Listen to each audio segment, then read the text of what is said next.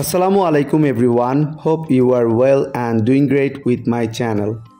আজকের এই ভিডিওতে আমি আপনাদের সাথে শেয়ার করব একটি অ্যাডভান্স ইংলিশ স্ট্রাকচার। সো ভিডিওটি না টেনে শেষ অবধি দেখুন।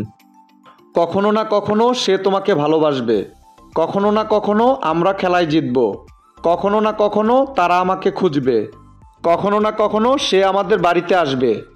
এই প্রতিটা বাক্যে যে জিনিসটা কমন আমরা দেখতে পাচ্ছি সেটা হলো কখনো না কখনো।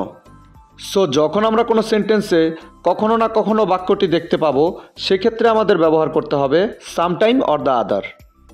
এই টাইপের বাক্যগুলোকে ইংলিশে বলতে হলে সেন্টেন্স স্ট্রাকচারটি হবে sometime or the other plus sentence. চলুন তাহলে এই স্ট্রাকচারটি দিয়ে এক্সাম্পলগুলি দেখা যাক।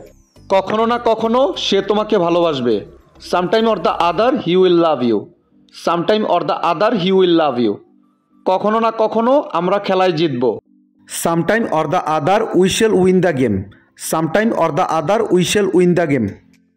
কখনো না কখনো তারা আমাকে খুঁজবে, sometime or the other they will find me, sometime or the other they will find me. কখনো না কখনো সে আমাদের বাড়িতে আসবে, sometime or the other she will come to our house, sometime or the other she will come to our house. I hope এই স্ট্রাকচারটা আপনারা ভালোভাবে বুঝতে পেরেছেন। Now it's your turn.